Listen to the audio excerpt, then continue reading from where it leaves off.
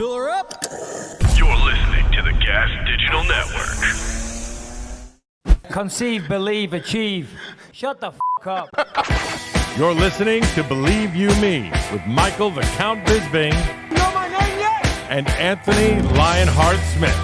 Welcome to the show, ladies and gentlemen. It is International Fight Week, headlined by Alexander Volkanovski going up against Yair Rodriguez. And guess what? We've got him joining the show in about 25 minutes. Guess what? We've got Grant Dawson joining the show in about a few more minutes than Volkanovski. I can't do the math that quickly, but never mind that. Anthony Smith in the goddamn house. Yeah. How are we, sir? I'm good, man. I'm good. Man, it's 4th of July week, which is it's a big deal around here. It's a big deal. Couldn't care less. Well, I'll party enough for the both of us. I got a healthy dose of Busch Light peaches ready to roll. Everyone's out. Everyone's hanging by the pool. Can we just talk about, listen, the Busch Light choice doesn't seem the most manly. The miniature can and the orange label, just hold up that can. It's not a miniature can. I just got big ass hands. just take a sip on it. Just sip on it and put your little finger up in the air. See? You know what I mean? It's so fucking good though. Is it really? I've never had Busch Light.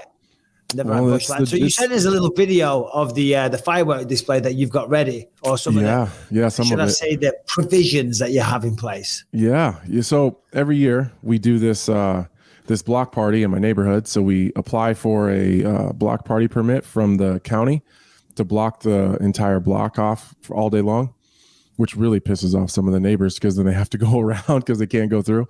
And then we have, we kind of delegate who's bringing what food, and there's people smoking brisket and pork butt and steaks and hot dogs for the kids and sides. And then we got a dunk tank, 2 bounce houses. There's a big audio place here that's got one of those like competition vehicles with all the speakers in it. So they bring it out and they plug it in, play music for the whole party.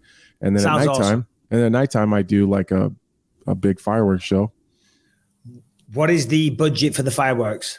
It goes up every year, but this one was about $5,000. Five of your own money? Yeah, people donate as we go. Yeah. That's a hell of a firework display, though. I can't wait to see it. Film it and send it in for Thursday's show. We want to see it. We want to see Anthony Smith in his home environment celebrating the 4th of July. What happened on the 4th of July again? Why do you guys celebrate? It's our independence. Bro, well, happy fucking anniversary. Happy Treason Day, people. America's... Saturday night, we had Sean Strickland going up against Magomedov. We'll get into all that stuff in a minute. But my God, Laura Sanko, Brendan Fitzgerald, Charlie Arnold, they were like giving me little digs all the time as if like no one cares in England. It's not like a big thing that like it's not a day where everyone goes, oh God, you know what I mean? Like no one was alive back then. No one knows. It's not part of history that we teach and celebrate. We literally no one cares. So enjoy your day, everyone. Hope you have a fantastic time. My 4th of July will be spent working, of course. I'm a real man, Anthony. I've got obligations. I can't take days off. I got kids to feed for. I got mouths to feed, okay? Our pets' heads are falling off. I got 5 kids to feed. What's the movie? I got 5 kids to feed. I don't know. Doesn't matter. It's a random... It's Total Recall. The original Total Recall with Arnold Schwarzenegger. So, Anthony, let me ask you this. Sean Strickland, Magomedov. We got lots to talk about. We'll get into this real quick before Volkanovski joins us. Magomedov, very good. Great record. Tons of experience. First main event after 1 win. I think, and I'm not taking away from Strickland, and I'll give you the baton, so to speak, in just a moment. I thought Strickland was great. I thought he was very, very good. I thought Abbas made a lot of mistakes in round 1. I think because getting that 19-second win over Dustin Stoltzfus, he had too much confidence in his ability to finish early, and he was looking really good. He was using a lot of energy, not the most economical style, throwing tons of kicks, spinning stuff, flying knees, lots of heavy, heavy attacks. And all right, Sean beat him down, but I think he was also gassed as well going into round 2. Granted, Sean Strickland, who has the opposite of that, he has a very economical style. Doesn't really use up a lot of energy. I thought he was fantastic. I thought it was his best performance to date. Yeah, I think looking at it, I think, everyone's going back and forth. What about this? What about that? I mean, that was really always going to happen, right? You get a guy that's never fought in the UFC or as a main event in the UFC. You get a guy that's really never faced the top tier competition that the UFC has to offer at middleweight. And a guy that goes in and is used to finishing people early. And obviously he's done it once. Everyone's hyping it. That's what the media is talking about. They replay it over and over and over against a guy like Sean Strickland, who typically goes to a decision. He hasn't had a finish in a long time. He's hard to get out of there. He's really, really, you use the word economic. And it, not only is he economic, he's super tough and he's got really good vision. He sees a lot of shots. He rolls with things. He doesn't get hit clean that often. So I think a guy like Sean Strickland at this point in Magomedov's career is always going to beat him. Sean is in it for the long haul. He's there for 25 minutes if it has to be, and he's not chasing a finish because he doesn't need it. I think it was just too much too early for Magomedov. Yeah, no, fully agree, and that's why you do build yourself up to that stuff. But there were circumstances; people were turning him down. He was struggling to get a matchup, and Sean was struggling to get a matchup. Apparently, by the way, we have Grant Dawson joining us. He was the co-main event. Brian, I just sent you his email. I was just doing that as Anthony was talking.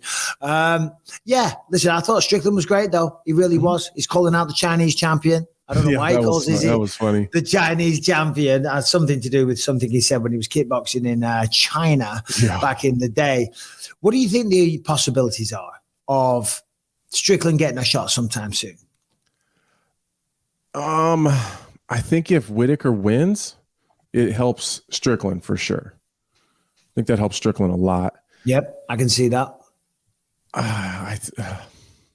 Because I think it's tough right now. Because Izzy doesn't want to fight him a third time. Not because he doesn't want to fight him. It's because he's already fought him and beat him twice. Mm-hmm. Not because he's like ducking him. It's like, bro, I've already done this. Are we just going to keep doing this? It's just kind of like Max Holloway and Volkanovski. Are we going to kind of keep giving him goals until he gets the job done? I do believe Roberts earned it, though. I mean, at a certain point, it's the same with Volkanovski and Max Holloway, which is another question that I want to ask Volkanovski. Like, are we going for sportsmen? Like, are we talking about sportsmanship and not sportsmanship, but like in the vein of sporting where the number one contender gets the title shot? At a certain point, Robert Whitaker just earns it. You know what I mean? If that's the case and he just keeps beating all the number one contenders, then I guess you just keep rolling him back out there. And I kind of feel like that's the same for Max Holloway. Like, if he's going to keep beating the number one contender, like if you guys got to fight 10 times, then that's just what it is. I mean, I don't necessarily agree. That it's probably not fun. It's probably not super motivating. And honestly, it's the kind of the same situation we talked about with Israel and Alex Pereira, that you guys, they fight enough times. Izzy was bound to get one of them at some point in time. I feel like we're getting kind of in the same realm of that kind of thinking with Volkanovski and with, Max Holloway, or with Max Holloway and Volkanovski and Whitaker and Adesanya. Yeah, no, I fully agree. I mean, because if you think about it, if you look at Max Holloway, he just beat Arnold Allen. There's a Topuria said if it's not a title fight, he wants to fight Max Holloway. If Holloway was to beat Topuria and he's just beat Arnold Allen, who were definitely the next two guys at the top of the food chain in terms of next contenders, well, then on merit alone, you have to give it to the guy. You know what I mean? And Max Holloway Volkanovski might go, bloody hell, mate, I've already done this 3 times. But I think the viewing public would buy it. I mean, I'm down to see it. I mean, the third one was an absolute shutout. But going off tracks, Sean Strickland, I thought he was great. He was great on the microphone. He was great all week. He's hilarious. He's controversial. He says some dumb shit. Fights well, though. You know what I mean? Can't deny that. That fight Saturday night, as I said, I thought that was the best performance of his career. And I look forward to what's next. Does it hurt him at all that Magomedov wasn't ranked? I don't think it hurts him. No, it would have hurt if he got beat. Yeah. Or if it was really close. How could it hurt you if you go out there and smoke someone in the second round? A guy that's got a tremendous amount of experience, a guy that did have a 19-second win, a guy that clearly belongs in the UFC and is a tough guy. Go out there, you have a shaky first round. You could make the argument that he was making reads, just letting him, finding his rhythm and stuff like that. And then in the second round, just destroyed him. Stoll started with that beautiful 1-2. There was some decent power on that. Magomedov was knackered. He was looking for a way out. He was looking for a way out, and then his hands were fast. He was lightning. He was deadly. He was great, man. He deserves it. He deserves all of his success right now. He really, really does. We'll quickly go through these. Grant Dawson, Demiras, Magulov. I mean, we're going to talk about Grant shortly. I mean, that was a dominant performance. You know what I mean? But we'll talk to Grant. Michael Morales, He's been doing Max that since Griffin. he was a kid. Bro, he's had the same style. Did you know Grant's from Nebraska? Yeah, well, I was going to say, I'm sure you're familiar with him, right? Yeah, I watched him. You know him well? I watched him come up as an amateur. I mean, he's essentially had a very similar style from the very beginning. He just is refining it and fine tuning it. And I've grappled with him a handful of times. He is so tough on the ground, and he never gets tired. It's an insane pace. His gas tank is ridiculous. It is. It is ridiculous. The Demiras Magulov, who he beat, that's a solid guy. That man is legit. And he ragdolled him, took him down, controlled him for 3 rounds. All right, it was a shame he didn't get the finish. But I still think what we saw was a lot of technical brilliance there. I had some dickheads on Twitter going on saying, what are you talking about, man? That was boring. I said, no, if you understand what you're watching and you look at the level of opposition that he's doing this to. Yeah. You weren't saying that about Khabib back in the day. Right. Sarukian didn't do that to Ismagulov. No, he didn't, no. Lipsky defeated Gatto, Benoit Saint-Denis, got the one there. Got to talk about this. Well, Nursultan Roziboyev got a first-round knockout. You like that, don't you, man? Nursultan Roziboyev. Listen, this take me much, much practice. He got a great knockout in the first round. But here's what I want to talk about. Rinyat Fakhretdinov. I've been practicing these ones against Kevin Lee. Yeah. Oh, man. It was sad to see. I don't know how you felt. Yeah, I was when I was there doing some of the media stuff for the Fight Pass Invitational, the grappling stuff. Kevin Lee was getting his makeup done and doing his photo shoots and all that stuff. And I walked in, and you know what? And I said this to him, like, it made me happy to see Kevin Lee back in a UFC uniform again. I agree. It was a nice little. When I walked in, it was just nice to see, like, all right, he's back where he belongs. And he seemed really happy. He seemed like he was in a good mood. His spirits were high. And it's just, I don't know, man. He just got caught. You know what I mean? That's just how it goes. I mean, listen, Kevin Lee's a guy with a big reputation, with a big mouth, you might say as well. But listen, with fighters, you've got to sell yourself. And I like Kevin. I like what he brings to the table. I like what he's capable of. I like his fights in the past. And I truly thought, we talked about it last week about how he'd matured now and things like that. Still got that frozen up on my screen. Never got Bry. I thought the reality is that was a tough matchup. I was going to say, that's a tough fight. Rinyat Fakhretdinov. I mean, keep an eye out because he's only had 2 fights in the UFC. I forget what his record is off the top of my head. But he destroyed the 2 guys. Decisions. This time, clocked Kevin Lee with a thunderous right hand. And I thought Kevin was out. I was like, oh, God. But then he scrambles. He grabs hold of a single leg. He locks in the front choke, modified guillotine. And then the referee, it was hard to see, and I'll let the referee off here because we couldn't see. I was watching live and then I was looking at the monitor. And from both angles, I couldn't see exactly what was going on. But then when the referee separated them, it was just face down on the octagon. I mean, credit to the referee for noticing that because it was hard to tell. It was hard to tell. And man, I felt so bad for Kevin when he went down, like just face down. He was face down on the canvas asleep for a while. And have you been knocked out cold, Anthony? Never cold. No. Right. Submitted out cold? Never.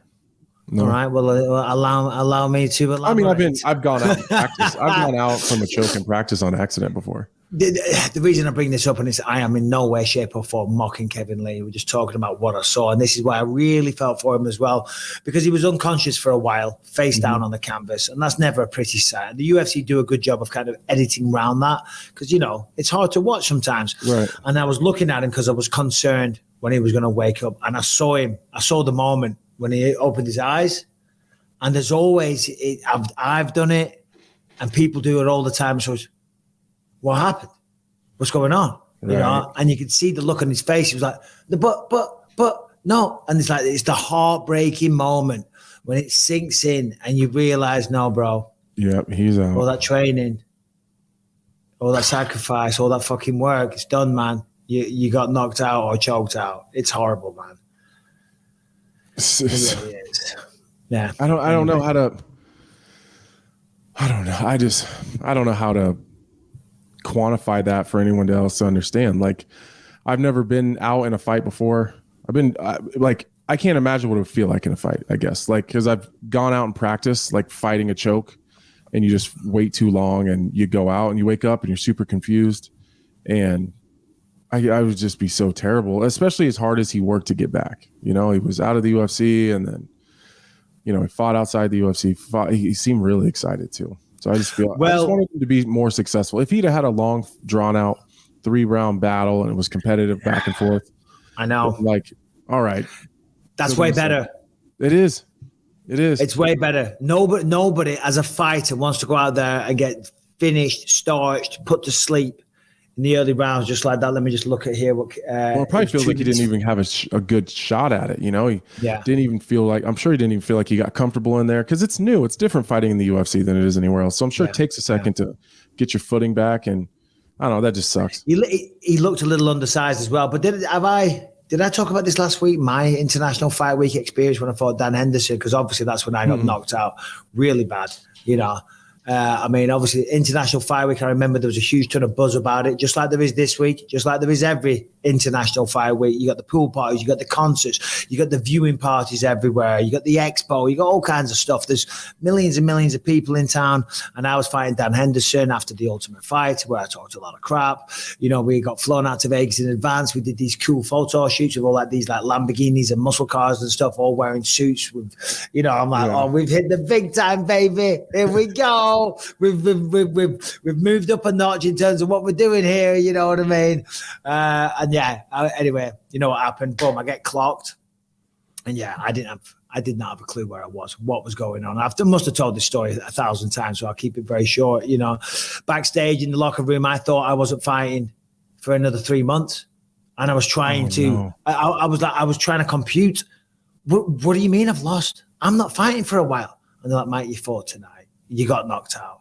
I'm like, no, I'm not. Hold on. Did I step in last minute as a short notice replacement? Did I just say, fuck it, I'll jump in? They're like, no, Michael, the fight was tonight. You've trained for it. You've lived in Vegas for the last 2 months. You got knocked out. You need to go to the hospital. I kept turning that down and eventually went to the goddamn hospital. I came to in the ambulance with Frank Mir. He'd just been battered off Brock Lesnar. And I was like, oh, fuck. It all started coming back. And then I walked back. All my friends and family, they've all flown in. Rebecca's there. They've all flown in from England. We got a suite at the Mandalay. We walk in, and everyone's there waiting for me. And when I walk in, and they do it because they think they're being nice, I get a round of applause. I walk in, and everyone, hey, and I'm like, don't condescend me, man. I just got sparked. Let's go and get shit-faced. Do you know what I mean? Because I'm like, listen, you guys thought I was going to win. You're all here to party. So come on, let's go and party. And party we did. We ended up with Jason Statham and all sorts. We had quite the night. In fact, I just saw Statham for the last London one. And he came up, hey, brother, how you doing, Mike? He said, last time I saw you, we were in Vegas. I was like, oh, shit, yeah. That was a heavy one. All right, guys, let's talk about Seed and their new product, the DS01 Daily Symbiotic, okay? We're talking about gut health. And apparently your brain communicates with your gut, and it helps register your health all over your body. It helps you with, obviously, your digestion, going to the bathroom. It helps you with your mood. It helps you with your sleep. It helps you with your energy levels. It helps with so many facets of your everyday life. And you got to give your gut, essentially, all the assistance that you can and all the help that it can, because it's dealing with 53.6 billion probiotic bacteria. Okay. Now, what is in the Seed DS01? 24 strain, broad spectrum probiotic and prebiotic formulated for digestive, gut, immune, and additional systemic benefits. Okay. The 2-in-1 ViaCap delivery technology protects against stomach acid, digestion enzymes, bile salts for viability through digestion. And what does this mean? Well, the live probiotics will actually make it to the end of the small intestine for delivery into the colon. The prebiotic outer capsule is made from Indian pomegranate. This outer capsule serves as an elegant barrier to oxygen, moisture, and heat, which means no refrigeration necessary. It is sustainably delivered monthly. Each component of the refill system is designed to protect your DSO1 daily symbiotic and be gentler on the earth. Your shipping box is constructed from ecological paper made from algae that would otherwise damage fragile marine ecosystems. Your bio-based tray is made of renewable ingredients, starch, natural fibers, and water, and produced energy efficiently. Okay, so this is good for your gut. It's also good for the earth. Okay, if you want to be the best version of yourself, you got to really take care of your gut health. Just do a little Google search and it will tell you all about it. And DSO1, they are at the forefront of this technology, of these medicines, of these prebiotics and the probiotics. So right now, you can get 25% off your first month's supply of Seed's DSO1 Daily Symbiotic by using the code BELIEVE at checkout when you go to seed.com. Once again, that's seed.com. Use the promo code BELIEVE for 25% off your first month's supply. International Fight Week, Anthony. Have you ever fought on International Fight Week? Yeah, I fought once. There was 3 fight cards, though. There was one Thursday, Friday, and Saturday. You talked about it last week. My bad, yeah. Yeah, and I think I fought on a Thursday one. And who was that against? Cesar Ferreira. Oh, that's right. We did talk about that. Yeah, he took me down 4,000 times. So one of the big fights that I was looking forward to was Sean Brady versus Jack Della Maddalena. No. Jack Della Maddalena, I am so high on this guy, right? He's so goddamn good. I'm telling you. I think go out there and put your money on him to be a champion one day, because I really do. I think he'll be another Australian champion. The boxing is unbelievable. But Sean Brady pulled out. He got a nasty staph infection. You ever had a really bad staph, Anthony? Yeah. When I after I fought Span, I had that knee surgery, and then I got staph real bad. I was walking around with that pick line in my arm and doing IV antibiotics on the road. Yeah, it was a bad one. Yeah, I feel for him because he hasn't fought right since he fought Bilal Muhammad. Correct. Yeah, and I'm sure he just wants to get back on that horse too. Well, you do. This may be a favor though, because again, Bilal Muhammad's great, and he's going to get the title fight against the winner of Colby versus Leon when that happens.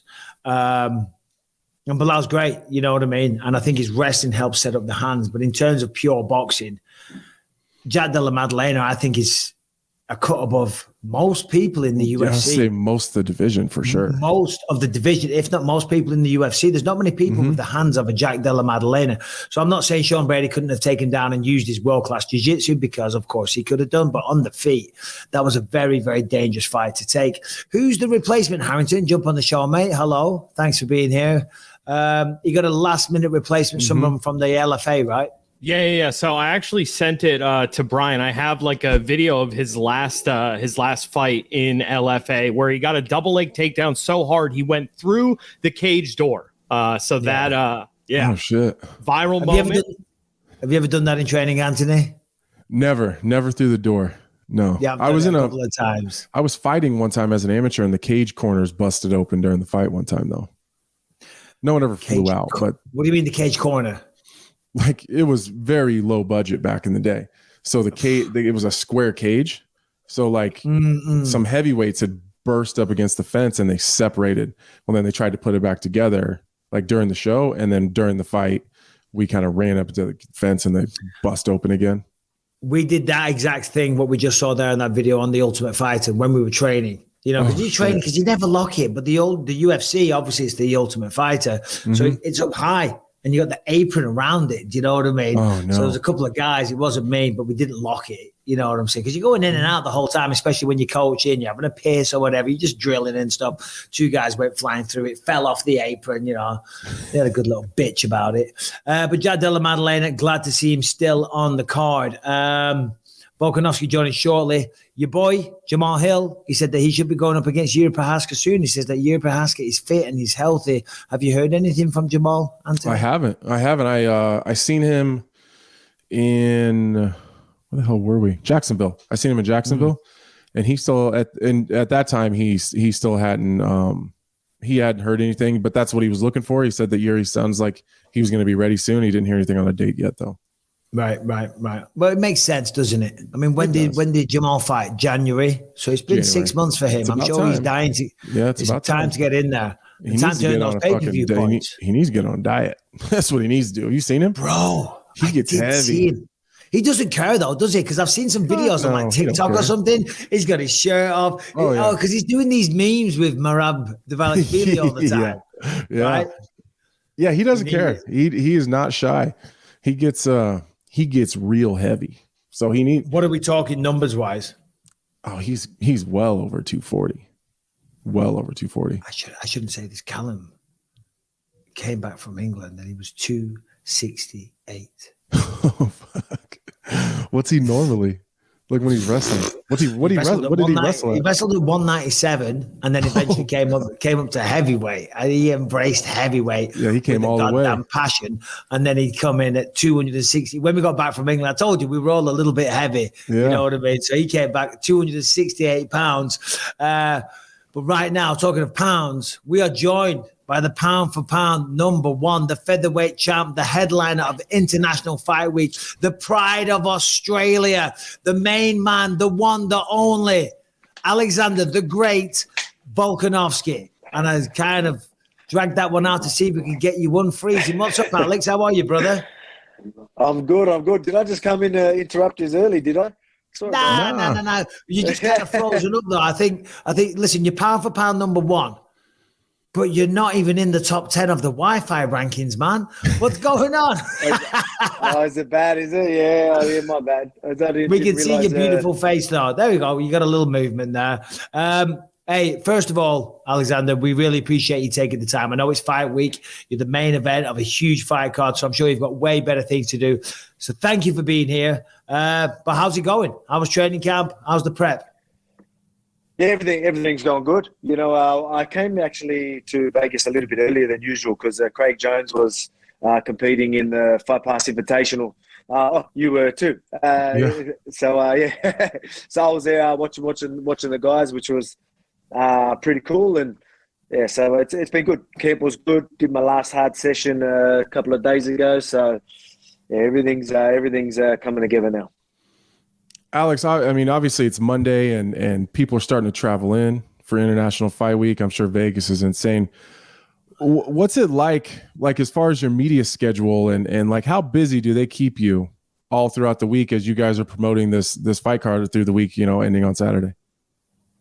It's not too bad. Look, we try and space it out a little bit. You know, we did a bit of media back home, like trying to sort of spread it out as much as you can so it's not too crazy fight week, but I'm all good with it. It's all a part of the process. So, you know, there will be over the next few days probably some media obligations and some things that we need to do, but it's a part of the process. That sort of lets me remember and let me know, like, all right, we're here to fight, we've got to fight. So it's, you know, it's just the normal fight week sort of stuff that you usually do. You know, it's obviously getting more and more as the career goes on, but yeah, I'm all good with it. Keeps me busy.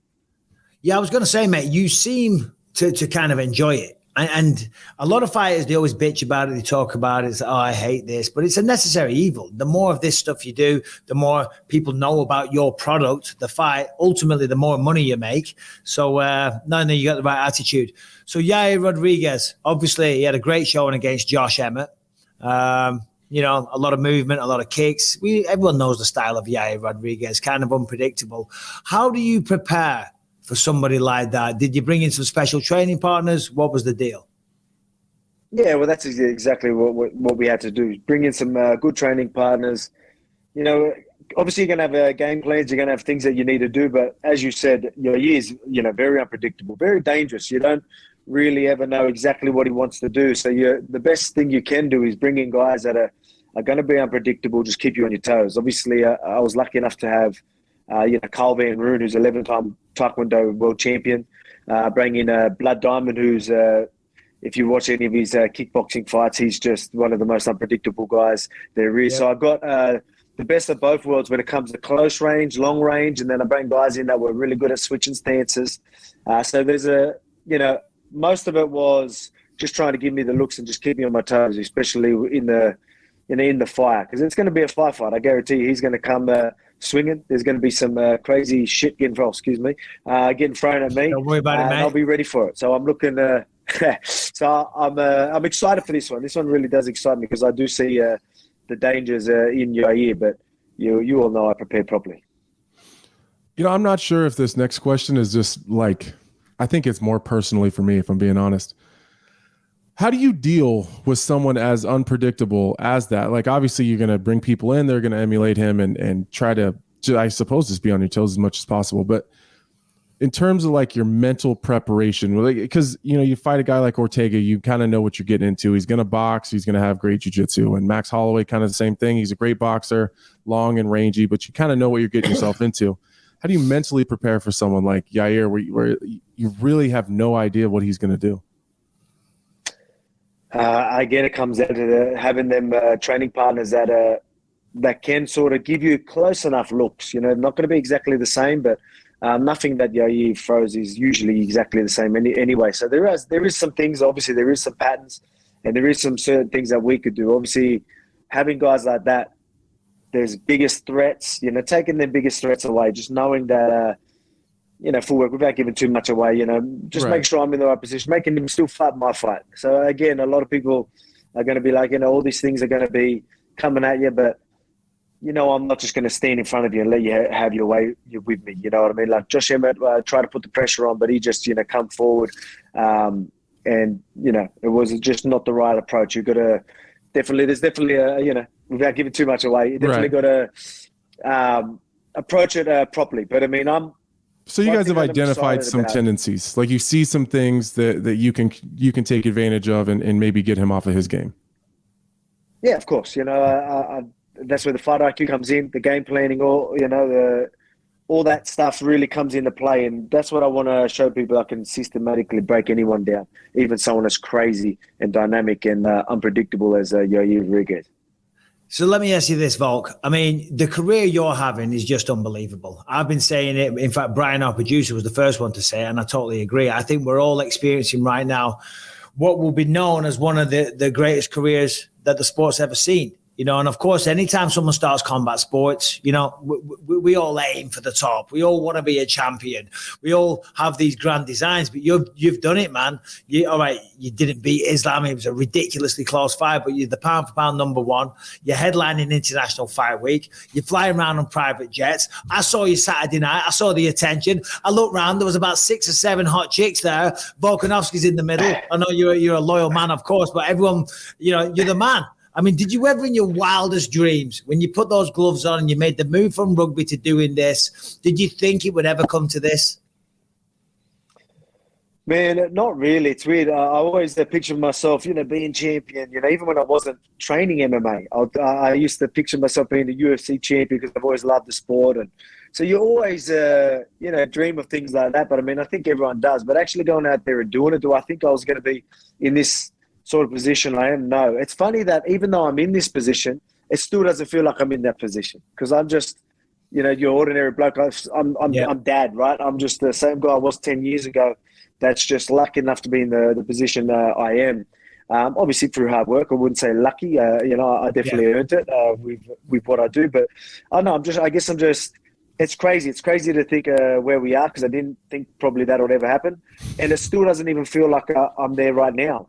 You know what I mean? So it's crazy. It's just it's weird for me because I just go through life just how I did many years ago, which is it's funny. And then people coming up to you, like you said, it's pretty crazy. But I don't know. I think it's something. It's a good trait that I have. That's why I can always keep my composure no matter where I am. I don't let anything really get me too emotional, get me too crazy, and I can stay composed in some of the craziest positions. So I think it definitely helps me in a sense.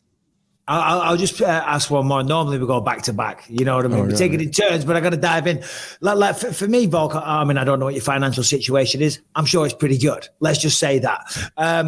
But for me, when I was having success, I was always, I mean, as I said, how does it feel? You know what I mean? But like, I always thought I've got to keep working. I've got to keep grinding because this could be taken away at any moment. This could turn out to be like a little blip in the timeline of my life. And I never want to go back to working on the building sites. I never want to go back to the factory working minimum wage. So that always kept me grinding and hustling my ass off. Is it kind of a similar mindset that you have? Exactly that. You know, that's why you see me wanting to be active. Yeah, again, like, how long am I going to be in my prime for? You know what I mean? That's why I'm like, let's get these fights going. That's why I wanted to fight in lightweight and do the champ thing, obviously for legacy, but not just that. Let's keep me busy. Let's make as much money as you can while you can, and just and that's the same sort of mentality I have in the gym. Like I literally, it's funny, even though I became champion, I swear I'm more committed to the sport than ever, even now. Like, you know, the focus I have in certain positions, the understanding of the game, and I still go to sessions, certain techniques we do, and I absolutely love breaking them down. Love breaking down the mechanics of it, the keys, the principles, everything. I just absolutely love it. Like I'm chatting everyone's ears off, and I feel like they're getting over it more than me. You know what I mean? Like they're sitting there being like, "Hey, I'm ready to go home." I'm chatting, ready to, you know, break down more positions. I just absolutely love it, and you know, my commitment to this sport is still there, probably more than ever. So it's weird whether that's just I'm lucky enough to do something I love, or it's just that mentality. Like I know, you know, again, I always want to, you know, drive to be better. You know, I always try and improve. You know, I've always everyone's always seen me evolve and get better every time I step in there. That's because of that work ethic and that mentality of always loving the sport and always wanting to be better. So in terms of legacy and earning ability and everything that goes along with that, and so if you go in here and then you everything goes to plan and you get through Yair, are you going to plan to go back to 155? Because I feel like you're again, I don't know you super well, but you seem like the type of person that, like, all right, you went up to 155, you guys had a crazy close fight, it didn't go your way. Now you're back down to defend your belt. You seem like the type of person like, all right, now I need to go back and I need to do that again. Is that something that is kind of in the back of your mind? Yeah, it is. You know, I definitely want that rematch again because, you know, I think it's a fun fight. It's a fight that everyone wants to see. So that's something I do want to do. And again, I want to be active. So, you know, like it's, you know, while people are doing their thing in feather, I'm on it. Like, you know, it's legit. I can keep two divisions busy. I really can.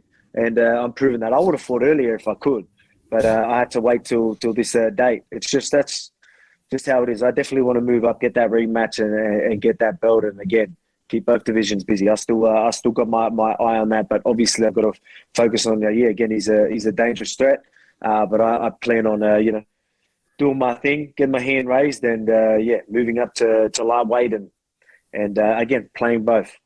In terms of, you know, as you said, 155, there's one guy out there, everyone wants the red pants tonight, Conor McGregor, right? Maybe he's coming back, maybe he fights Chandler, maybe he never fights again. But obviously he was the featherweight champ once upon a time, many moons ago, never defended it.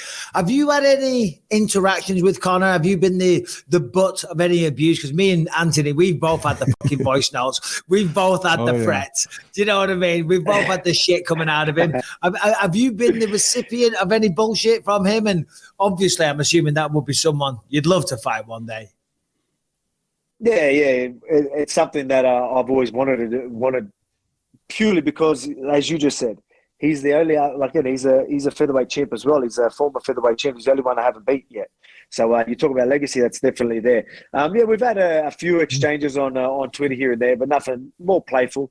After every time, you know, if I put on a show and, you know, people are saying that, you know, I'm the GOAT, or, you know, talking about me being one of the best featherweights, you know, he likes to chime in and, you know, try and put me down, but you know that's Conor. So like, you know, I love it. You know, it's all good. That's you know, if he's talking about me, I guess that's a good thing. Anyway, he's paying attention. But yeah, for me, I just focus on what's in front of me, and that's maybe lightweight. But I mean, Conor is definitely something I want to do. Yeah. I think he's even a little interested in it. So we'll see. I've got a couple of things I need to do, and I'm guessing it's going to be a while till he's ready to get in there anyway.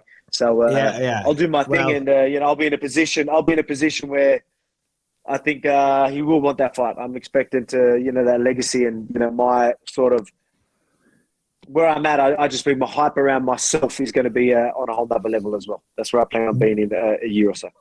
What is like, obviously life's going great for you now. You're on top of the world. What's like the most unexpected thing that's happened to you, or the most unexpected person that you've got to meet or become friends with? Because, things happen. Life's a wonderful thing. And certainly when you become a UFC champ of your level, you do find yourself in places that you never would have thought in your wildest dreams you would be. What's something that you'd be willing to share, or someone that you've meeting, a celebrity, someone that you've looked up to, a performer, whatever? I mean, is there someone that kind of fits that description for you? Oh, mate, obviously lucky enough to be in the position I am. There's so many people you could mention, so many things that you're like, wow, what? I've grew up watching these guys. Even Mel Gibson just there watching. Oh, that's right. He was there Saturday night. You know what I mean? Like, it's just like how good there is. I was sitting right next to him, like right behind him.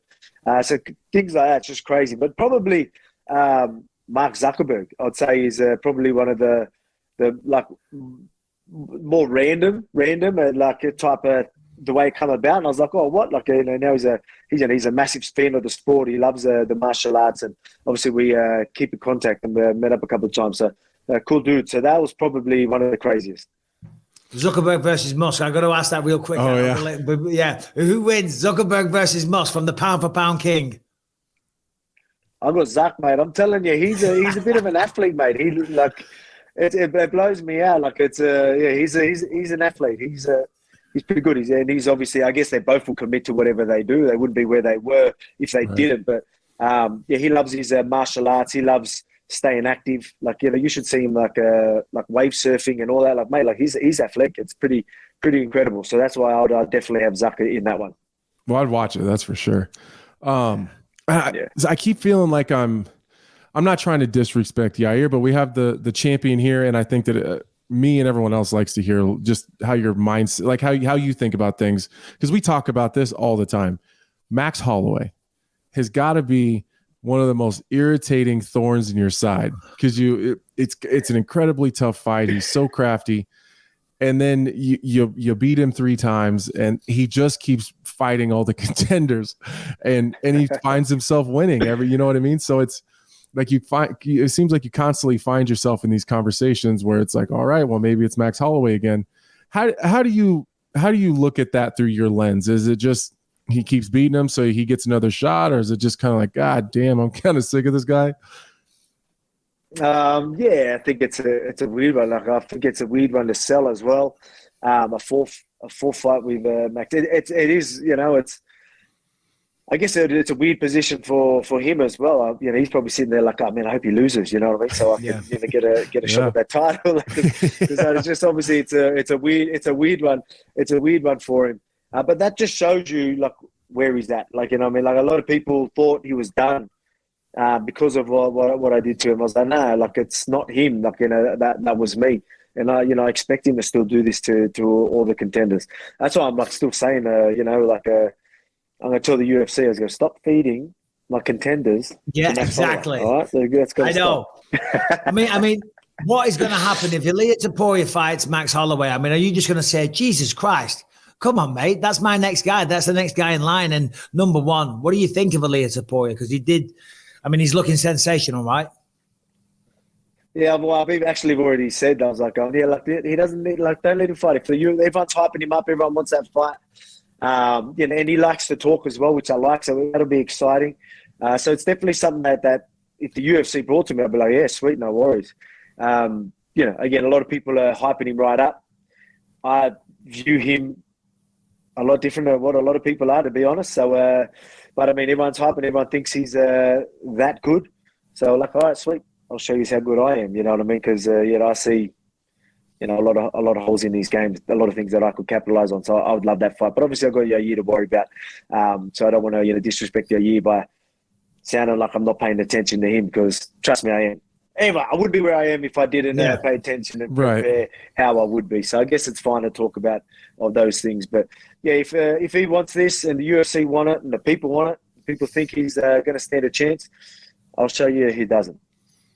Right. So, I mean, do you have like conversations with the UFC and say like, all right, can we stop running people through Max? I mean, because it sounds funny to say that, like he's stop feeding my contenders, but like at a certain point, it's becoming not just unfair to you, but kind of to the other guys. Like, if everyone has to go through Max Holloway, I think it says worlds about how good you are that you continue to beat him and then he beats everybody else. But it's kind of putting a roadblock in your way of having the opportunity to kind of get in there with a lot of these young up and comers and fresh faces. Yeah, I mean, like I said, it's just a tricky one. You never know, right? You can never say never with that one. Like again, for me, it just right now it's just like, what, $4? It really does not make sense. But so it's a hard one for me to sort of think about that ever happening. So that's why I'm like, what's he going to do? He talks about lightweight as well. Obviously, I'm talking about lightweight.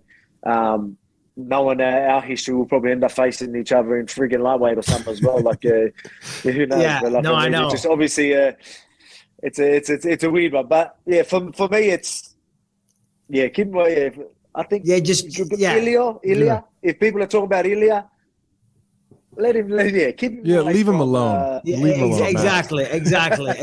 No more Max Holloway questions. All right, we're banning them right now. Las Vegas. I mean, what a place that is, right? It's unbelievable. I mean, I come from a small town in England. I'm fighting in Las Vegas. I couldn't believe it.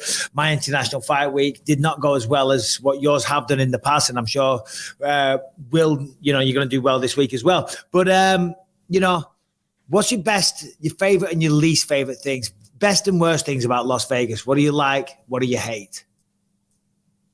So I like the food, right? The food's amazing. I like and hate the same thing. So I hate being around all the the vibes, the party scenes, and all that fight week. But then I love it after fight week. So, there's a love-hate relationship with Vegas during fight week. Everyone's a couple of guys get drinks, and I'm at a casino at the moment. So you go on there, the vibes are always high, and you're like, food's good. So you're sitting there, and then at least you get to enjoy all that as soon as the fight's done. So again, there's like a first part, hate it. Last part, love it. Yeah. So where's the after party? Where it's an excess at the win. Not bad. Yeah. So use my. Well, thanks for the invite, Volk. We'll see you there. Good man. All right. Well, listen, buddy. Listen, I'm sure you've got a million of these to do this week, so we'll let you go, man. I really appreciate you taking the time, Volk. All the best this week, man. It's going to be a great fight. I can't wait for it. All the best to you, your whole team, and once again, thanks for your time. Appreciate it, bud. No worries, mate. I appreciate it, guys. Thank you. Yep, thank you. Take it easy. There he is, the pound-for-pound champ, the Alexander Volkanovski, with the not-so-great Wi-Fi. But still. Yeah, I mean, we got the information. That's all we needed. We got the information. We got the chit-chat. We got the vibe. We got the energy. We got the preparation. We got the answers to the questions. But it was like the Wi-Fi from 1993. Still. I love the honesty. So where did we go? Yeah, no, he's the man. He really is. I mean, I was watching Josh Emmett versus Yair Rodriguez in preparation for this week, and Yair was so good in that fight. You know what I mean? He really was. The movement of him, the shot selection, the kicks, the way he mixed up all of his attacks. But, Yair's been beaten several times, quite a few times actually, and he was beaten quite soundly by Max Holloway. So if there's one man that's going to have an answer for all the stuff, it will be. Yeah. It will be Volkanovski. I almost didn't want to ask him the Max Holloway question, but I had to ask him. Like, how does it feel? You know what I mean? Like, how does it? Like, what kind of a shit position to be in? Yeah. No. I totally get it, and it probably pisses him off. Because I remember, when he did fight the first couple of times, they were so close, and you can make an argument either way. And I had to say to his face on air in Abu Dhabi, I thought Max Holloway won. And I wasn't doing that to be a dickhead because I got so much respect. But I just said it on commentary. And then he came to the post-fight desk. And I'm like, I can't be a bitch and not say what I just said there. And it seemed like I was trying to be combative, and I really wasn't. You know what I mean? But obviously, he's a man and he took it well, and he comes on the show and stuff. You know what I mean? So, yeah, I can't wait for that one. And when you talk about someone that deserves all the success, you know what I'm saying? Look at how humble he is. You know what I mean? Look at the people that he has around him. Look at how he carries himself in interviews. Look at how he's living his life, because I'm sure his bank account is booming. Do you know what I mean? Sure. But he's not getting on like a little dickhead. Do you know what I'm saying? No. Which sometimes that happens. He's so polite too. Like I don't know if people at home actually care about this, but I don't really know Volkanovski that well. Not anything more than a hi and bye in public and, shake hands. But anytime he sees me, he makes it a point to come say hi, and not just to me, to whoever I'm with, whoever's in the room. It'll take the dude an hour to make it through the Apex when there's nothing going on there, because he makes sure he stops and says hi to everybody. That's makeup people, cameramen, other fighters he sees. Like he's just that guy. That's called being a good person. Mm-hmm. Simple as that. All right, it's International Fight Week. If you are heading to a pool party, don't show up looking like Harrington, like a bear coming out of a cave after hibernating for so long, very hairy and greasy and grimy. Sorry, Harrington. No, you want to show up looking clean shaven from the face to the waist. Maybe not even shaven, just downstairs below. You got to groom your manhood, okay? And that's what Manscaped are all about. The Performance Package 4.0, of course, has the Lawnmower 4.0 trimmer, which features the cutting-edge ceramic blade. So it reduces accidents, simple as that. It's got a 7,000 RPM motor. It's got an LED light. It is waterproof, so wherever you take it, the beach, the pool, or the shower, this will devour even the strongest pubes. I don't recommend grooming your pubes down at the swimming pool or even at the beach. Do it in the toilet, but still, if you want to do it there, it'll do it. You also get the crop preserver, the Bull deodorant, keeping you cool from sunrise to sunset. By the way, it has 2 free gifts thrown in there. With the Performance Package 4.0, you also get the Manscaped boxers and the Shed travel bag. And wearing nasty sandals and some nasty toenails during the summer months, we'll take a look at the Sheer 2.0, a luxury nail grooming kit. The kit includes stainless nail cutters, tweezers, and grooming scissors. And as a treat, you should add in the crop mops to your order, a moist towelette made specifically for your beach balls. It is the best midday refresher to stop your popsicle from melting. So right now, go over to manscaped.com, use the code Bisping to get 20% off and free shipping.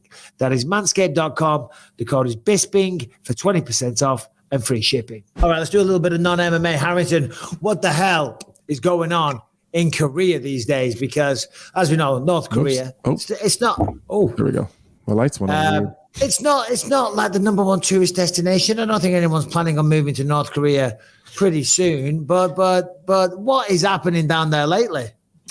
So there's a whole bunch going on. Over the weekend, Kim Jong, I believe it's Un is the new guy. He came out and said suicide is now officially illegal in the country, right? There's been too many people, so now it's banned. Don't be doing that. And if there are a bunch of people in your province who do choose to do that, the local officials will now be held responsible for the people.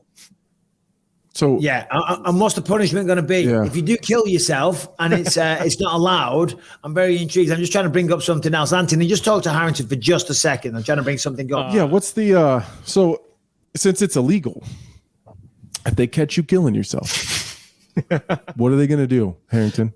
So go on. Sorry, go on. So North Korea's whole thing, I know this just from a study, a couple of years ago about somebody being found with a Bible in their house. The entire family was sent to a prison camp. So I would assume that punishment would then fall down upon the family and the local officials, who are responsible for it. I've got an article here, and it's called 21 Crazy Rules in North Korea. And there's one of them here. It's the 3-generation punishment. Right? It says if anyone commits a crime in North Korea, not only he or she will be punished, but also their grandparents, their parents, and their children. This law was created to prevent people from escaping prison. It is crazy in That's North Korea, insane. man. Yeah, dude. So I got this article here, 21. I mean, people bitch about the countries that they live in, and there's some good places and there's some bad places. But North Korea, you've got to worship. Everyone has to have a picture of Kim Jong-un in their wall, and they have to worship it. And I think it's like death penalty if you're caught not worshiping it once a day or at a certain time of the day. But here are some rules that'll blow your mind. Foreign movies and songs, not allowed, right? Making international calls is a crime. Disloyalty to the leader can mean death. Falling asleep during a meeting with Kim Jong-un is considered disloyalty to the leader and is punishable by death. Simple as that. Only the government. Oh, you can only have government-approved haircuts. Government approved. Does it have any examples? It does. I show you the pictures, but you're not be able to say it. They're bad. Yeah, They're bad. You know what I mean? I think Brian and Harrington have better haircuts. You need permission to live in the nation's capital. Student loans. Students are required to pay for their own desks and chairs at the school. I mean, it's not the worst. I mean, it's not good, but it's as long as it's not punishable by death. Yeah, don't. Yeah. But it's like, I can't afford it. There we go. There's some of the haircuts. We need to see on the thumbnail. It needs to be me and Anthony with a North Korean haircut. Yes. Yeah. That might be considered racist. The Bible is banned in North Korea. There's no iPhones or laptops. Prison camps. I mean, it goes on and on and on. I mean, Jesus Christ, it's insane what goes on in North Korea.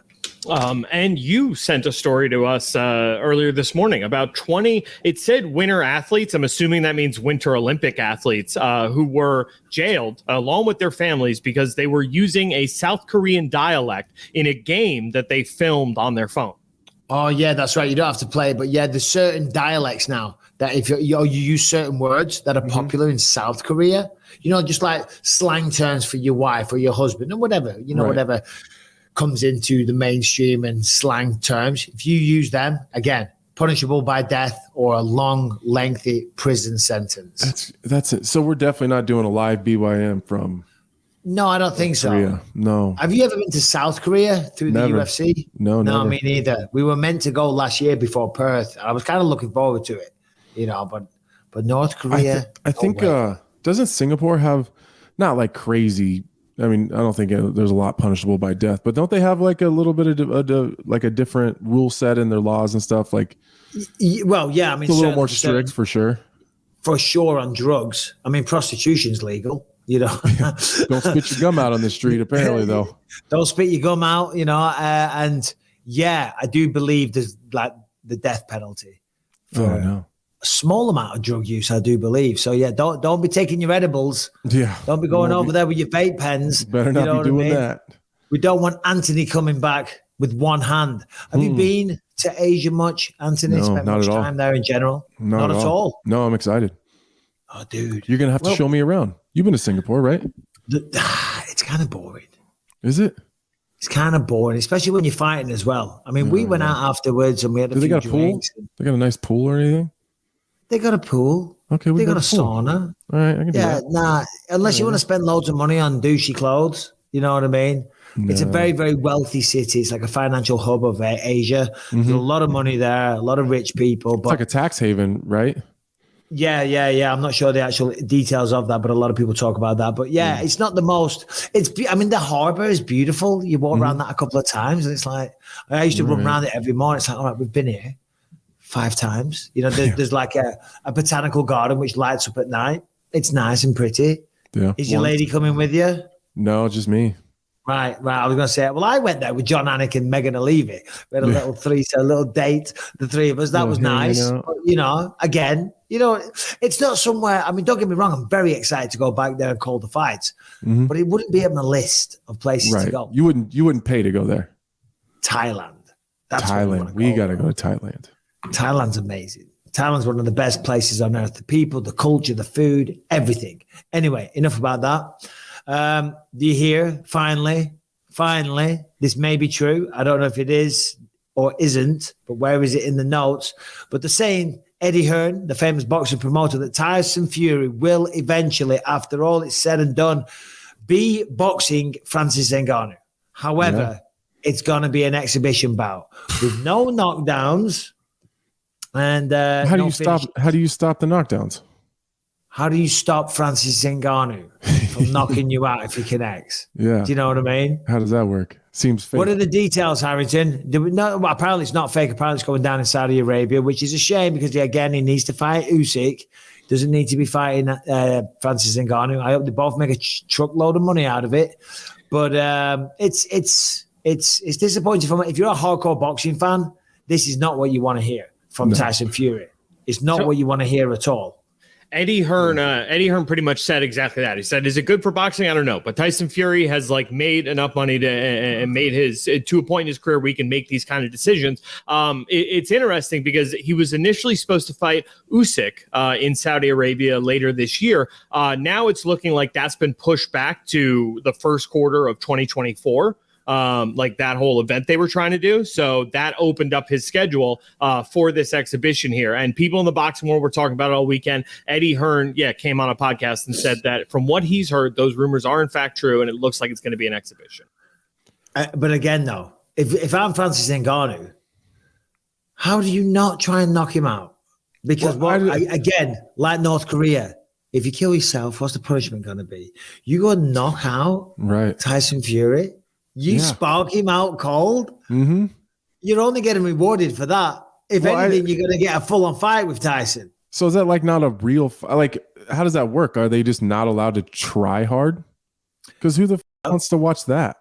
Well, essentially, that's what it is. These exhibition bouts, like with Floyd Mayweather, what he's doing right now, and all these other exhibition bouts. They're just like they're exhibitions. Just for a couple of people to go out there. Tyson and Roy Jones Jr. Thank you, Brian. They want to go out there and just, pit patter away and not have fun and not give the people what we want to see. But a guy that does not pit patter away is the one and only Grant Dawson. Grant, let me tell you something. Alexander Volkanovski can learn a lot from you. We can see you. You're moving. You have decent Wi-Fi. We just spoke to the pound-for-pound champ. Fucking hell. The Wi-Fi was straight out of 1993. Good to see you, Grant. Pixelated. Couldn't really see him.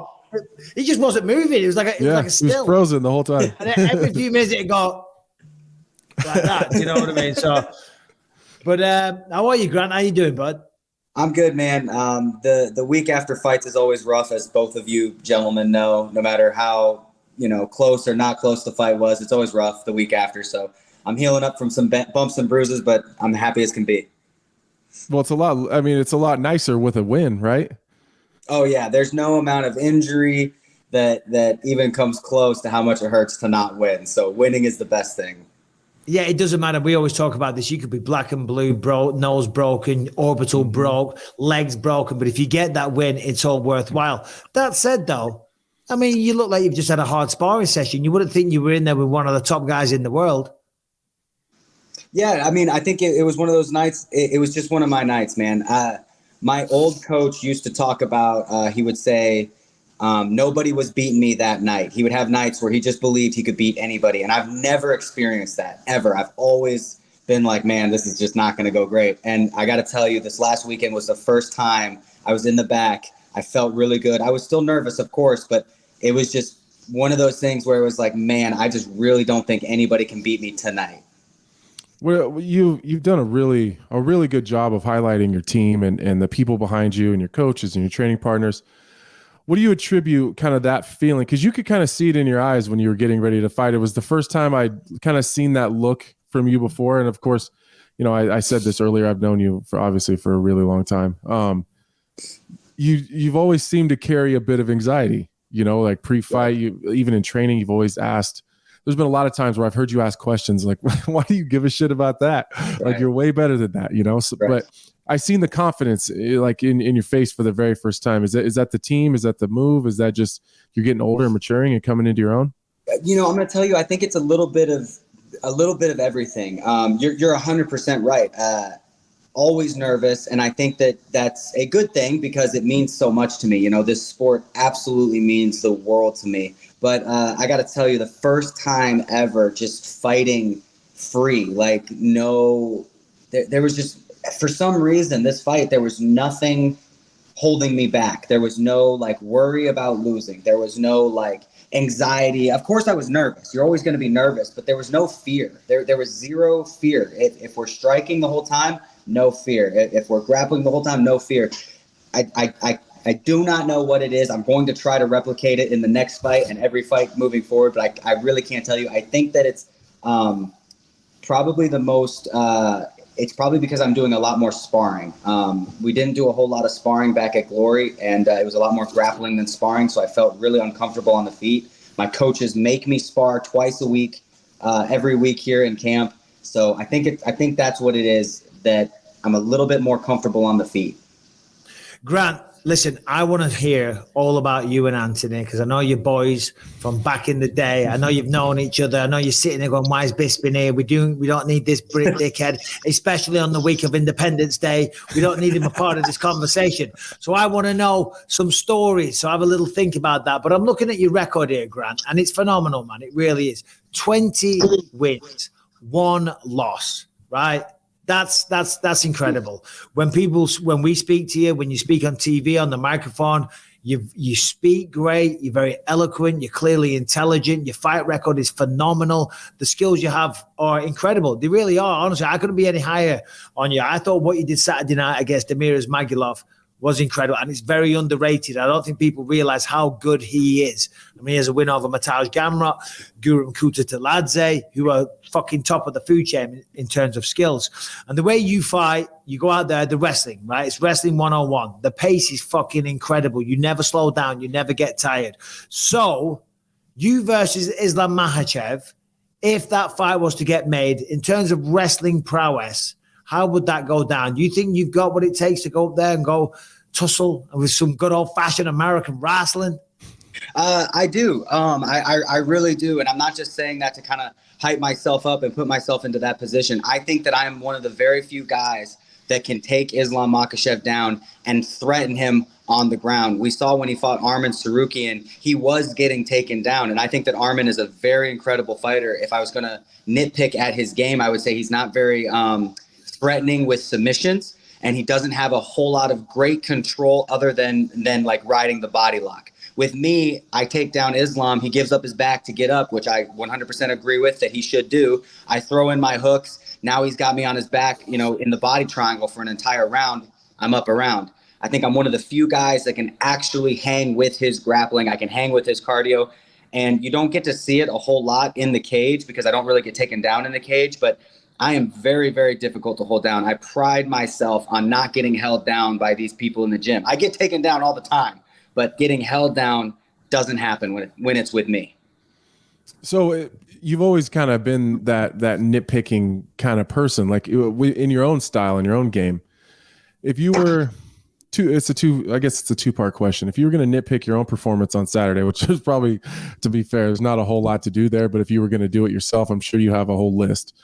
And then what's your goal moving forward as far as the evolution in your own game? Like where do you want to improve on, but where do you feel like you could have done better this last weekend? Last weekend, I think the thing that I could have done better was take a little bit more risk. There were a couple of good times when I had chances to flatten him out and really start raining down punches. But I'm really comfortable going back to sitting onto the back and not letting go of the back. I think I could have let go of the back a couple of times when he was trying to get flat, take mount, punch him. He gives up his back. I throw the hooks in and then just kind of recycle that way just so I could land a few more strikes. And I think that might have opened up a submission if I had really, really pushed it. But things were going so well. And in my head, I was just like, man, like this guy's too good. You can't make a mistake with this guy. If you give him an inch, he's going to take a mile. So I played it a little too safe at times. That would be my biggest nitpick. One of the things that I'm really happy with myself is I've been fighting from southpaw quite a bit, and I actually felt better in southpaw than I did in orthodox. So moving forward, I really want to kind of capitalize on that and really refine my skills and figure out what my exact weapons are from those stance switches. Obviously, the last man to fight Islam is fighting this weekend, Volkanovski, International Fight Week. What do you think about Volkanovski versus Yair Rodriguez? We're going to ask you this. What's your prediction for that one? Man, I think that Volkanovski fighting Islam was one of the worst things that he could have done for his 145-pound career, because now I don't want to see him fight anybody at 145. I just don't think anybody can beat him. He did so. Oh, sorry. Right. I like that. He did. Yeah, that's a good take. 10 pounds heavier against the best right now, the best lightweight in the world. I don't want to see it. I have no interest in him fighting Yair Rodriguez. I think he's just going to smash everybody. So it's like the only fight that I want to see him do is go back up to 55 and fight Islam again. That's the only one I'm excited about. Yeah. I will say, though, Ilia Topuria, that dude is good, man. I think he's a little green right now to take on somebody like Volkanovski, but give that kid another year. That's somebody I would really like to see fight. All right. Listen. You guys are all friends, right? You're all. What are you? Are you from the Midwest? Is that how we describe it? Yeah. Corn. Midwest. Corn-fed. Midwest country bumpkins. We are. Sorry, I'm We messing are. around. Come on. You guys go back. Give us some good stuff. Give us a story. Give us an anecdote. I'm not here. Well, I You was boys gonna. You're sitting around having a beer. Do you like a beer, Grant? I don't drink. Fucking this conversation's over. We got to get him out of here. I'm wondering how your Nebraska ass is getting along in Florida, because it seems like when you left Nebraska and you went to Kansas City, it was like, all right, that makes a lot of sense. Grant Dawson fits in perfect in Kansas City. Now Florida, it's a whole different lifestyle. How is it going being, a Midwest kid in Florida? Man, I'm going to be honest with you. I absolutely love it. And you're 100% right. Kansas City is just Nebraska if you order Nebraska off Wish. And so, nothing changed for me in moving from Kansas City to Nebraska, but or the other way around. But moving to Florida, man, it's sunny all the time except for when it's raining. I haven't seen snow in a year and a half, which just blows my mind because I grew up with snow. So it's pretty crazy. I absolutely love it, though. We got the sun, we got everything's a little bit more expensive, and that's the thing that I really don't like about here. But I get it because everything is. You are a cheap ass. I am. I've heard the stories. Grant Dawson is he's like the younger version of Michael Bisping. He is cheap as shit. Why pay? How am I? How the f am I cheap? Jesus Christ! Grant, save your money, bro. There's a difference.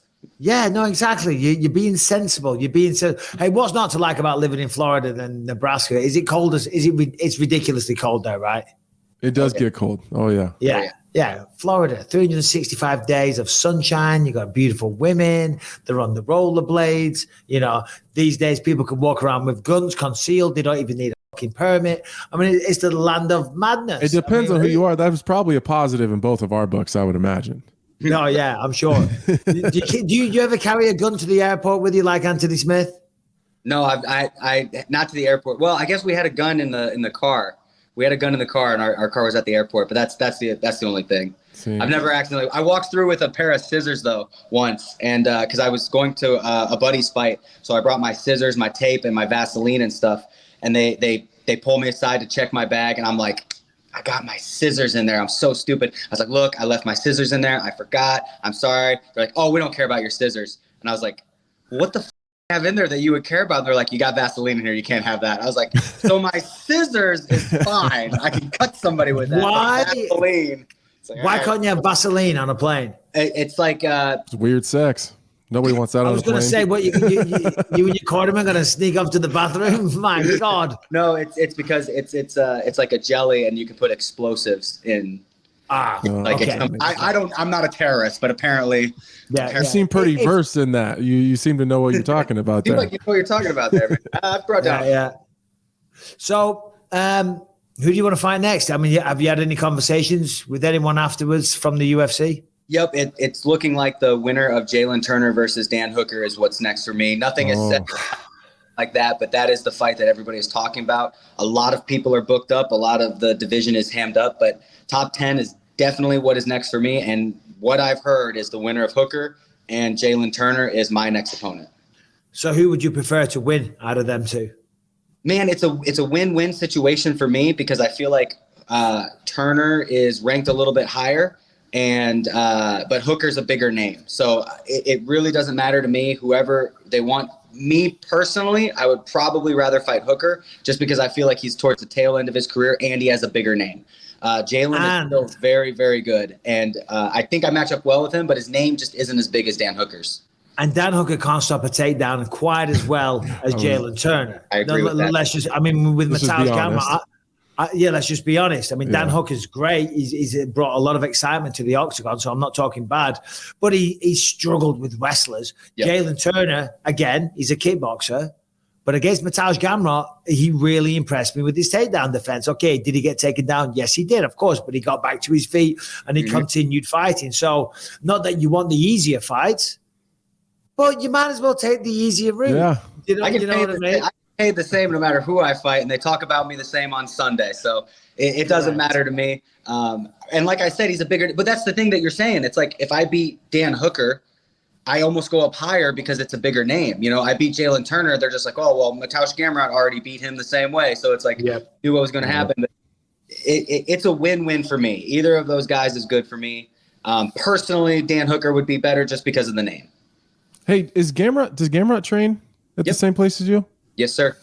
How those rounds go? Dude, it's so much fun. I love training with Gamrot a lot. We are like two little Tasmanian devils. Yeah, is it insane? Bro, he can scramble, man. He can scramble. Hey, does your wife still fight? Mm-hmm. She's How's that going? Your wife off of a knee surgery, so she just got back to training, and she's looking to fight September.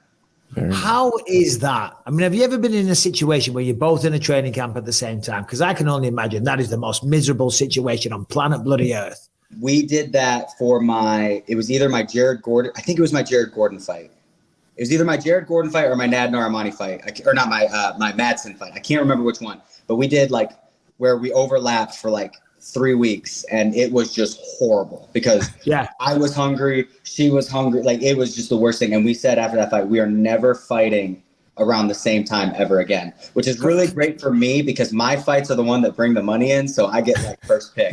Yeah, exactly. You get priority. Because I was going to say, like, you know, when I was fighting, you know, Rebecca, my wife, she was always very good. She would assist me with my diet. She would, you know, obviously do all my laundry. She would cook my meals specific to my diet and all the rest of it, you know. But so who's cooking? If you're both in camp or in that one occasion, who is the one that has to say, okay, I'll do the cooking?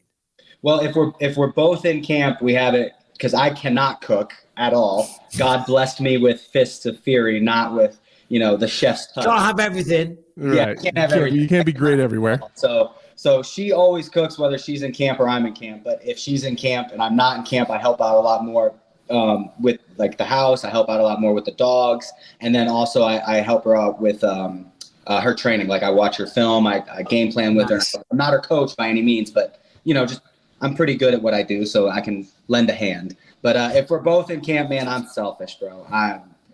I always pull out the, hey, you're making $2,000. I'm making $100,000. Help me out here, woman. It's simple math. That means that your fight she comes from $98,000 more important. You know what I mean? She comes from a doctor's family, so she should understand like the surgical talk and lingo. You know what I mean? Right. Yeah. It comes down to the numbers. Which also means that you need to keep winning because she's probably got expensive taste. You know, she's not too bad. Well, that's not bad then. Our biggest problem is we love to eat out. Like we eat out. That's our problem too. Too much. Like we just got Shake Shack, and after this, I'm probably gonna go get some more. I love Shake Shack. Oh man, I'm starving. Shake Shack sounds amazing. They do a good burger. What are you weighing right now? Because you're big for the weight class, right? What do you think? Monday morning, you've been to Shake Shack. You don't drink, but what do you think? All right, no. What's the heaviest you get up to? The heaviest I've been was 196. Jesus. 196. A cheeky 50 pounds. Hand to God. 40 pounds. 40. This morning I was 181. 181. Hand to God. Weighed myself this morning. That's still a lot. But yeah, the heaviest I've gotten is 196. That was a while ago though. I normally walk around 180, 88, 85, 88. That is my normal. What'd you weigh Saturday night when you stepped in there? A lot lighter than I normally do. Normally, I step into the cage at like 86. I stepped into the cage at like 79, 78. So that's actually my goal, to be lighter. I felt like it really helped with my cardio, being lighter. That's still 23 pounds over the weight limit. That's amazing. That's amazing. Let me ask you this, because I've never been to American Top Team, and I know you spoke about them on Saturday night and how grateful you are, and you were very humble in victory. You really were. I'm sure you won a lot of people over. It's how you are every time. I've never been to American Top Team, though, but I've heard a lot about it. I've heard people like yourself talk about it, and I know that Dan Lambert is a very, very wealthy, successful man, and he's put a lot of money into it because of his love for the sport of mixed martial arts. But how fucking bougie is that place? You know, because it looks and sounds like it's just next level. Like a country club. Yeah. Dude, I'm going to be honest with you, man. It is very, like, it's the best facility I've ever been a part of. Like, just, I'm not even talking about coaches. I'm not talking, the facility is just incredible. You got a sauna, you got ice tub, hot tub, showers, all this. You got a weight room right there that has every type of weight machine. They got row machines. They got the sprinting treadmills. They got the regular treadmills. They've got like, what do we have? We have 3 cages, Wow. 3 wrestling rooms, and then 3 big open mats. So it's like there's so much space. There's so much like where you can get your personal training. You can get with your team. Everything is just top notch. And then also I feel like the coaches are super good at what they do. They all work together really, really well. They have a coaches meeting every Monday morning where they talk about everything. They got a big list of who's fighting who, what's going on here, who do we got to keep away from this, who's coming in. It's really the most professional team I've ever been a part of. The thing that I told my mom when I was moving to Florida was, when I trained in Nebraska, the gym that I was training at was like a high school level football team. Then I moved to Missouri, and I was training on a college level football team, and I just got drafted into the NFL, and now this is the big leagues, and that's what I really feel like. Oh, well, thanks for the invite to come train. I appreciate that.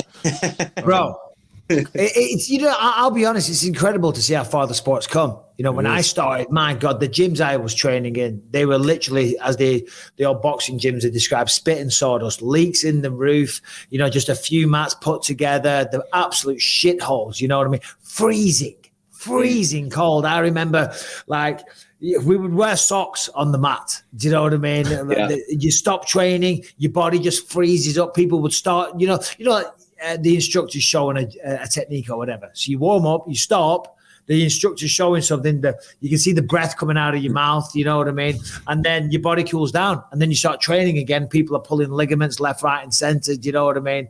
And now you're up there, you're living it up, you're in Florida, you got ice baths, you got the sauna, you got the PTs, you probably got acupuncture, you got people holding your dick when you piss. I mean, you have gone soft, Grant Dawson. You have gone soft. How are we going to make it to the top? Islam Machev's out there, right? He's carrying fucking boulders on his shoulders. He travels 73 miles to get water for breakfast. Do you know what I mean? How are you going to compete with this? I'm getting Dagestan confused with Africa.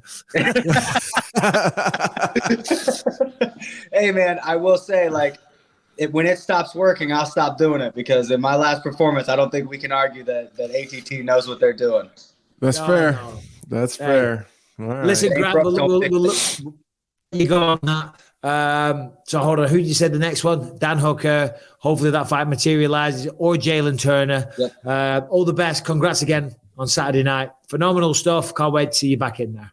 Thank you guys for having me. This is a lot of fun. Yeah, take care. Anytime, man. We'll talk to you soon. Yep. Take care, guys. Take care, buddy. Give us a little story. Give us a little Grant Dawson behind the honestly, scenes. there's not a lot of great Grant Dawson stories, to be honest. He's too sensible. He's too sensible. He's been this committed to the sport since he was a teenager. Focused is a better way. He's too focused. He's not an idiot. No, he's always. I've never known him to drink. I've never known him to party. I've only known him to have one girlfriend, and that's the wife that he's with now. He's been a really good kid. You know, I would say a bit on the nerdy side. You know, he's a great wrestler. He's super focused on the sport. He loves MMA. This is all he's done. So there's no great stories. I wish I had one. I tell you, if I had one, I really don't. A little bit of controversy or something. Yeah, but listen, so incredible fighter, not the guy you want to spend the night out with on a Saturday. We're not taking him to Barry's. He's not going to Barry's, that's for sure. He's not coming to Barry's. Jesus, Grant Dawson, maybe one day. I'm a fan of the guy, and everything that you said about him, that's what makes you a great fighter. Being focused and all the rest of it. So well done, Grant. Don't change a little bit.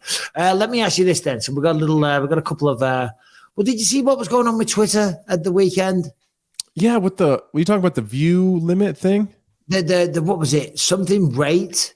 Yeah, expired. You can only see Hamilton and Brian. You can only see so many tweets or something. I'm sure you guys know about this stuff, because I was driving into Vegas and I put a little thing on, and I do check my Twitter a little bit now and again when I'm on commentary. I'm like, just see what the general vibe is. I'm like, what is this? Exceeded the rate or something like that. What's all that about?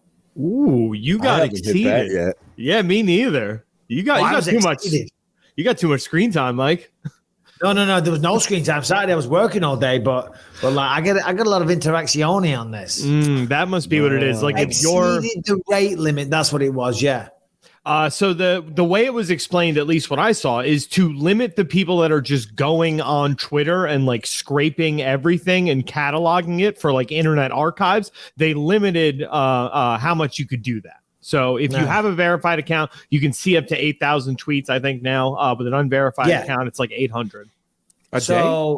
Yeah, I feel like I look at way more tweets than that. I haven't done it yet. But so basically, can we just cut the bullshit? This is a way for Elon to get people to pay for Twitter. Sure. Yeah, for sure. Yeah. So do you have to click on the tweets for it to count? Or is it just the tweets that you scroll through? I will find that out right now. I reckon it's just scrolling through, but I don't look at that many tweets, to be honest. I don't spend too much time on Twitter. I'll get up in the morning, I'll have a look, and I'll have just sporadically throughout the day. If I'm bored, if I'm sitting on the toilet or whatever, I'll have a little nosy, you know what I mean? But I'm not living on Twitter. Yeah, so this is just a way of, first of all, they took away the Twitter Blue to get people to pay. Yeah. I refuse to do it. I'm not going to do it. Are you going to do it? No, not at all. People paid for the verification badge. I do see a lot of people doing that. Were you verified? I was, yeah. I lost my Twitter verification when all that expired, and I'm not paying for it. It was a sad day. It was. I must admit, if I still have yours though, right? Because you have over 1 million followers. I think you do. If you have over 1 million followers, I think you keep your verification. I'm just under. Oh, are you? I'm a loser. What can I tell you? I'm in 961,000. Oh, so you lost it. I'm not verified. Damn. Okay. Did it hurt your feelings? I remember how excited I was when I got verified. 39,000 away from being a real person on Twitter. I mean, there it is. I'm way far away. I'm nowhere close. Well. What are you going to do? Just shit I did the day I lost it. Nothing. Try and take over the world, Twinkie. You know what that is? Isn't it Pinky? Same thing we do every day. Yeah. Try and take over the world. Let's have a look. So we did that one. Did you see this thing about these tourists in the Coliseum? Some British tourists went to the Coliseum, which I'm sure, as you know, is, well, I don't know. I'm going to say it's about 2,000 years old. I'm maybe getting that confused with the birth of Christ. But it's old. It's old. It's old. It's thousands of years old. And he went to the. Have you been to the Coliseum? Never. I would love to. It's incredible. You got to check it out. It's older than Christ, says Harrington. Yeah. Some British Jews went there and they got a key out and they engraved their names and their wife's name onto it. You know, have a little bit of respect. So they're facing up to 5 years in prison. Do we have the little video of it? I mean, how are you going to deface something older than Christ? That's crazy. Or just anything. I mean, are you a bit of a graffiti artist when you were younger? Would you put, Anthony Smith was here? No, I was never that guy. No, I've never been into that. Although I do remember, I do think graffiti is cool looking though. Like when you see like the murals and shit, I always think that shit's cool. But what a dumbass. Yeah, what a dickhead is a better description. But still, yeah. What was I going to say? Oh, no, the graffiti in inner cities like that, the grimy areas, it always looks so cool. Like there's an area called Shoreditch in London. It used to be like kind of a grimy area, but now it's not. Now it's all gentrified and, it's a very nice place. But some of the streets down there, covered in graffiti and whatnot. That looks very cool. I was going to say a second ago, talking of graffiti, I fought Jorge Rivera in Sydney. And then I went to the toilet. No, I went to this bar afterwards. There was a couple of friends with him in my corner. I remember Rebecca, her brother. And the brother went to the toilet and he comes out. He goes, Mike, go and have a look in there. Go and have a look. I said, what is it? He said, just go and have a look. And I went in and on the wall, it had been graffitied, Michael Bisping's a dickhead. Did he do it or it was just already in there? No, he didn't do it. No, it was probably someone, because that was the night I had a bit of controversy, shall we say. So it was probably someone watching and knew I was in there. But it made me laugh and it tickled me just a little bit. All right, guys, let's talk about Shopify really quickly. You've heard of Shopify by now. They are taking the world by storm. And what they are doing is allowing entrepreneurs, little startup businesses to get a foot, to get a grip on the World Wide Web and really make a difference, really make some sales, really get some money in the bank because, it's not 1992. it is 2023. And if you have a business, if you have any kind of idea, if you have any kind of entrepreneurial spirit, you got to be online. Whatever you're doing has to have an online presence. It has to have an e-commerce facility so you can sell to all the billions of people around the world. And that's what Shopify offers. Okay. And it offers it extremely cheap, extremely convenient, and extremely simple. And if you don't know how to use it, well, guess what? There is support there 24/7. They also have an extensive business course library, and they have phenomenal support, as I said, available 24/7. Also, it is packed with leading industry tools so that you can ignite your growth. Shopify gives you complete control over your business and your brand without having to learn any new skills in design or code. Okay, so you're ever going to go out there, you're ever going to be a whiz on the internet, you're ever going to learn anything particularly. I mean, if you want to, you can. And Shopify covers every sales channel from an in-person POS system to an all-in-one e-commerce platform, and it even lets you sell across social media marketplaces like TikTok, Facebook, and Instagram. So not only online, it'll help you get on all those social media sites as well, to boost those sales. And of course, you can accept every major payment method straight away. So listen, what more are you waiting for? If you're not online right now, we have a tremendous offer for you. Go to shopify.com. Okay. Sign up for $1 per month. What are you going to lose? It's $1 per month. Sign up for a trial period, $1 per month at shopify.com/believe, all lowercase, or go to shopify.com/believe to take your business to the next level today. Shopify.com/believe. All right, Harrington, what have we not got to? Big shout out to Grant Dawson. What a great guy. Yeah, he's really smart too. Really, he's great. He's well spoken. He's intelligent. You can tell just by speaking to him why he's such a good fighter. Yeah. I guess we'll save the breakdowns and the predictions for the fight. For Thursday. For Thursday's show. So we'll save that one for them. We'll go in deep on them. We'll give you some predictions that you don't really want to miss. But in the meantime, if you have any questions, please send them into bympod@gmail.com. You know the drill by now. The better, the funnier, the sillier, the actual better, intelligent question, maybe one we haven't heard. You don't have to be funny. You don't have to be silly. You can try and get some inspiration. You can be trying to get some real life advice. But we are here to answer them at bympod@gmail.com.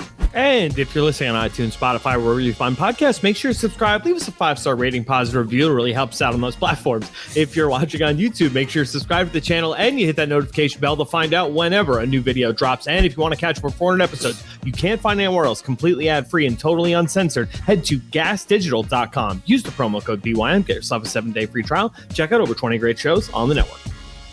That was a good one, Harrington. Timed it. It could have been a little quicker. It was like a second. It's getting better. It's getting better. It's getting better. Get my quick. It wasn't great. It wasn't great. Don't get your head all big, but it's getting better. All right. So talking of quick draws, I've been watching 1883. Any of you guys? No, you can stay on, Brian. Any of you guys seen that? Is that the prequel to Yellowstone? Yellowstone. I haven't watched it yet. Is it good? Yeah. It starts off really great. Okay. It's going a bit slow. It's a bit slow. Anyway, sorry, Brian. Well, just want to say quick draw. West. Western guys. Brian, what we got? First question we got here today is from Mr. Stephen Chin. What's going on, BYM? This is Steve from Cape Coral, Florida. Nico Price's hometown. Go, Nico. Question for Anthony and Mike. When you guys first started out training, I know you guys are fight movie fans, Jean-Claude fans. The question would be, when you first started training, did you guys ever imitate any of the 90s action movie montage scenes when they're training? Use any of the exercises that, Stallone did in Rocky or Jean-Claude did in like Bloodsport? And if you did any of them work for you? And if they didn't, do you have any funny stories about that? Huge fan. Keep up the good work, guys. Harrington, congrats on the baby. And Brian, keep it up, man. Great job. Thanks, guys. Well, thank you very much for the question. Funnily enough, I was watching, as you guys call it in America, Lionheart with Lucas yesterday. We only got about halfway through, but he was really enjoying it, really liking it. And then some friends came over, so we kind of got distracted. But Anthony, answer the question, brother. Yeah, well, I think every fighter has been on a run with their headphones in, put on one of those Rocky montages and pretend that they were Rocky running down the street. I think that's probably a pretty normal thing. No, I used to always want to kick like Van Damme, like those jumping round kicks, So of course I've tried them a bunch, but turns out you got to be really good to do that. And I'm not. But you can do a jumping spinning back kick for sure. Yeah, but not with the like flexibility all the way in the splits and you're coming around and it whips around. It just I could do it, and if it hit someone, it probably hurt, but it's not going to be pretty. Yeah, no. I've never done like the Rocky training. I mean, obviously I've punched bags. And in fact, I used to work at a slaughterhouse, and I think I might have even on the side of a bit of beef done just like messing around with my mates, done a little bit of shadow boxing on one of those bad boys. But I've never ran through the on the side of mountains in Russia and dragged combine harvesters through the snow. That sounds difficult. But yeah, we've talked about this question quite a bit recently, to be fair, Evan, when we talk about movies that we like. What is your number one favorite fight movie of all time? It's Lionheart. Lionheart. Yeah, for sure. Bloodsport's a close second. I put the money on a tiller. I put the whole thing 50-50, man. 50-50. Wrong. The whole thing's on Attila. The whole thing's on it. I haven't seen that in years. We spent the money, man. 50-50. The whole thing's on Attila, man. Wrong bet. Wrong bet. Oh, shit. My favorite great one. Scene. Have you ever seen, is it called The Raid? No, I've never seen it. I don't know what, Yeah, The Raid. Watch that. It's subtitled. It's Iko Uwais is an Indonesian dude. It's even though it's subtitled, the action is unbelievable. You got to check out The Raid. I am telling you. Brian, will you text that to me so I don't forget The Raid. Oh, yeah. RAID. It's a wild Got to flick. check that. Yeah, it really is incredible. Go on, Brian. What else we got? All right, so the next question we got here, a little more energy on this one. This is from Sterling Jones. Yo, what the fuck is going on, boys? Sterling from Houston, That's more like Texas. it. Let's I got go. 2 questions, so let's go ahead and get to them real quick. First one's for Anthony Smith. My question is, what the fuck did it feel like going out to fight John Jones, bro? Like, oh my God, man, I couldn't imagine that feeling. Chael Sonnen said he felt like a sacrificial lamb. Glover Teixeira said he was like, just, man, like, here we go. What did that feel like, bro? Like, just in general, going out to the guy. And then my second question, by the way, you handled that like a gangster, Anthony. My second question is for Michael Bisping. What the does it feel like being a motherfucking legend, son? Conceive, believe, achieve. Shut the up. Let's go.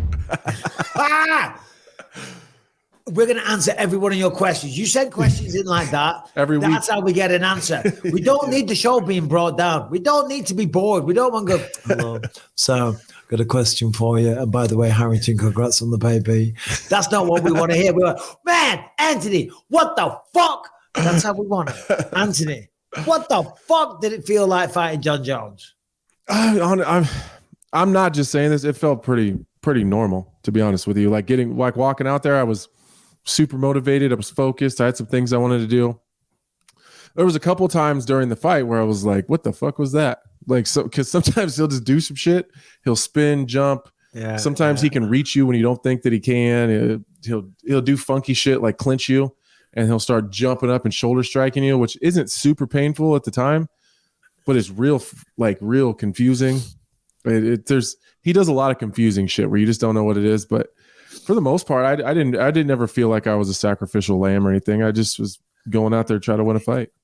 Did you ever feel though that, listen, my words, odds on I'm not going to win this fight because look at what he's done to everyone else. Look at how successful he's been. Look at the short work he made of Chael Sonnen. It's shit.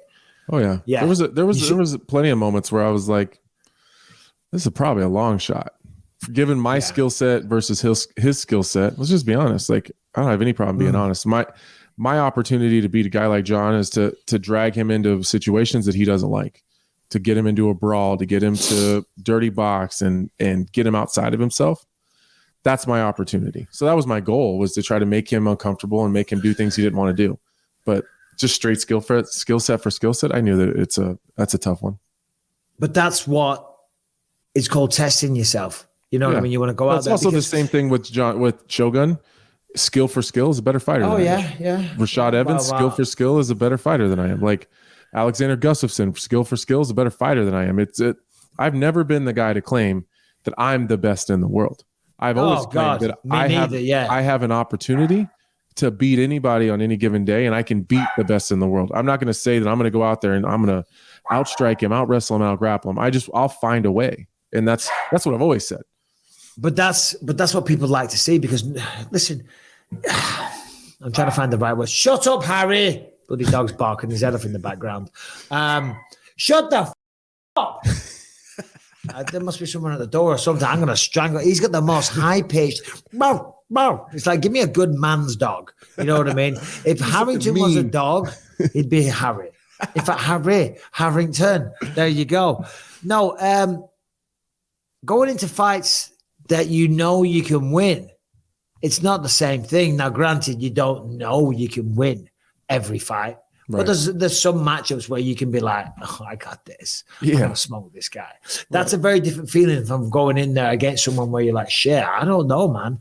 In fact, odds on, if I think about it, I'll probably lose. But I'm going to have a go. I'm going to bite down on my mouthpiece. I'm going to train my goddamn ass off. You know what I mean? And there's something free. There's something free about that too. Like when I fought Gus, I was like, listen, he probably wins. Like this fucking guy's way better than I am. So there's a freeing feeling. I'll just go out there and fight my ass off and see what happens. When I fought Vitor Belfort, you know what I mean? He was knocking everyone out with head kicks. He was the heavyweight champ. He was a light heavyweight champ. He was also juiced to the gills as well, you know, but you still think, well, fuck it. To get what I want to achieve, I've got to go through that guy. You know, and if I want to become the champion of the world, that's the matchup I've been given. Is it a favorable matchup? No. Is he probably a better athlete and stronger and faster and all these things? Yeah, probably. Probably got better jiu-jitsu, probably got better hands. But fuck it. I got to go find that guy. So here's what we're going to do. We're going to turn up at the gym every single day. I'm going to get the best version as I can. And I'm going to have a go. I'm going to roll with the punches. I'm going to let the dice roll the dice and let it fall where it may be. And if you don't get the job done, well, then you go back to the grindstone, you do it all over again. Exactly. You know what I mean? And that's how it goes. And you don't give up on yourself. And I do think that people, they get this illusion that like, we believe that we're always the best. Are there guys out there that are like that? For sure. Like Grant Dawson, he's probably the type of guy who deep down knows that if he can get anyone to the ground, he's probably going to out-grapple everybody. I can't always say that. Listen, for sure. If I get to my spot, I'll probably be okay. But like, it's a fucking dice roll a lot, especially light heavyweight. Like the best guy doesn't always win. And that's just how there wasn't many fights that I ever went into where I thought, I mean, towards the end, my skill set was better. But I was like, well, I'm definitely not as good a wrestler. I'm not as good as a jiu-jitsu. My boxing or my striking isn't maybe as clean as these other people's. I'm not as strong. I'm not as experienced. Do you know what I mean? I only started doing this a few years ago. But I believe in myself, and I've got something that I don't think they had, and I had heart. You know what I mean? And the mindset. Yeah, it's like I'm definitely tougher. I'm definitely gamer. Do you know what I mean? You might have some fucking physical attributes over me, and you might have been doing jiu-jitsu a little bit fucking longer. But you are not me. You haven't got my heart. You haven't got my determination, my skill set, my fucking confidence. You haven't got what I have. That's the intangibles, the stuff that you can't teach. Yeah, you might have some stuff that you can teach. But what I have over you, you can't teach. Right. You know what I mean? Totally agree. Yeah. All right. We'll just talk about I'm so great for a minute. Well, then that's why you're a fucking legend. And that's how it feels to be a legend. That was his question. And you just answered it. There we go. There it is. It feels amazing, bro. Brian, do we have one more? All right. So we have options. We have a question from a pretty lady or a short question about equipment. I mean, call me stupid, but it's just all about diversity, okay? We've had 2 questions from males, and they're dominating this space, and it's not fair. The women aren't getting a fair crack of the whip. Jesus. And Brian, it's got nothing to do with what she looks like, right? It has. But I want to see her face. Her parents. She deserves to be recognized. Is her name Claire? It's not. It's Deja. Okay. Well, I'll take her. Her name is Deja, like deja vu. Deja. Hey guys, I had an interviewing question for Anthony and Mr. Bisping. I just got done watching the Max Holloway interview with Ariel Helwani, and it was really nice to see him talk about just him and life and other things besides fighting, or other aspects that are not usually talked about in, MMA interviews. So I was wondering, what do you guys like to talk about, or what do you like to be asked that you find refreshing? Because I'm sure it gets old having to talk about the same stuff over and over with different MMA media outlets. And then I don't think this fight will happen between Elon Musk and Mark Zuckerberg, but if it did happen and you guys had pull, what rules would you put in place, special exhibition match rules, to make it either funnier, more interesting, or just palatable for consumption, viewer consumption? Like me personally, I would make sure that they have shirts on, because I think them fighting shirtless is just disgusting. And I don't think the fans want to see their pasty lab-grown tits anyway. No. Yeah, that's just my thing. Curious what all four of you guys would put on that match to make it funner. And then what do you think their walkout music is going to be? I can't even She's thinking so deep to guess. I know. I'm curious as to your guys' answers. All right. Bye. Deja, thank you. Some good questions. She's thinking real deep on that. With the Jaws t-shirt on that, I like the milky lab-grown tits. You know what I mean? Jesus Christ. I mean, when we started, there was a lot of What was things the first question? Well, let's work in reverse. Let's talk about Elon Musk. Okay. Right? Elon Musk, Mark Zuckerberg, what rules? I mean, you know what I thought of? It's got nothing to do with ours. Mm-hmm. But she said they can't be topless. This got nothing to do with the question whatsoever. But why do some women in the UFC choose to wear the rash guards? It's not a good look. You know when they wear the little athletic sport bras? Yeah. It's a way better look in my opinion. But some of them, like a Roxanne Modafferi, they wear the rash guards, and I understand the application of that. I understand that sometimes can make it harder to escape holds. And I think some of them are just a little more modest. I think some of them worry about the nip slips. I think some of them are just maybe not used to having their bellies out, which I agree with you. I think that they all look fantastic, and it's probably more comfortable to fight, in a smaller top you would expect. I don't actually know. I don't have boobs. No. But what I meant was like from a rules perspective, do you know what I mean? Because as I say, when you wear, you're not allowed to wear knee pads, right? Or some states you can. Some you know what I'm saying? Because it can vary, like how much of a grip you have in certain submissions and things like that. And I think it'd be detrimental to have that on. If you're trying to escape and you've got a rash guard around all your midsection, do you know what I mean? I do think that was detrimental. Especially in a tight guard or like an armbar position. For sure. Definitely. Yeah, I agree. Anyway. I agree. Rules. I don't know. Yeah, I don't know about the rules either. That fight's not even going to happen. Yeah. In terms of questions, things I like to talk about, and I would bet you're probably the same too. I like when people ask about my kids, because it's the only time you can. I love when. Okay, this is totally off subject. You know what I love with my daughters that compete? So my oldest is a pretty good volleyball player, and then my 6-year-old is a pretty good wrestler. I love when we go into places for their games or their matches, and they get recognized for their sporting events, and people completely ignore me, like, oh my God, we've seen you wrestle and you did great, and no one ever says shit to me. I love it because they think it's the coolest thing in the world. But anyways, I like when people ask about my kids, what do we like to do, for fun. No, that's amazing. But Deja's right, because a lot of the time, like with Volk as well, I'm sure it's the same questions all the time. Mm-hmm. But we only have a very short, like Ariel has them in studio. We just, and when I pitched the interviews, I'm like, have you got 15, 20 minutes? We're not going to take much of your time. We're not doing a long, in-depth interview. We're not going to talk about your childhood and all the rest of it. We talk about what's coming up, and we try to have a couple of fun things. But it does get laborsome. It does get kind of boring. It gets repetitive when you're just answering the same old things over and over again. But that's what people want to hear about as well. They do want to hear about the fight going up this weekend. They want to hear how confident you are. They want to hear about your training camp. But I like to hear about also their everyday life. Tell me who you are as a person. What's it like? What are you doing on a day-to-day? You know what I mean? So and that's a tough thing with having these kind of shorter interviews with people, because I don't want to ask a question that I know is going to lead into a 15-minute conversation where I definitely want to know, but it's going to be hard to keep their interview short, and you want them to come back. Like I want to for sure. Exactly. And if he wins, I would love to ask him like, hey, come and tell us how it was. And then we go over that. But so I don't want to because how many times have you done an interview where people say, oh, it's 15 minutes. And then next thing you know, it's 40 minutes later and you're still on there, and you don't want to be a dick, but also and you're conscious of it as you're doing the interview, you're conscious of it. You're like, in your mind, you're like, you said 15 minutes, motherfucker. Yeah. It's been 45. I've got places to be. Do you know what I mean? But still, anyway, we'll be back on Thursday. Big shout out to Grant Dawson and to the champ, Volkanovski. Thank you for your time, both of you. Thursday, we're going to have a breakdown show. We're going to give you predictions on all the fights. Of course, all the fights on the main card as well. So don't go anywhere. Be sure to tune in for that one. And that's about it, right, Ant? Yeah, I think that's it. See you Thursday. Bye.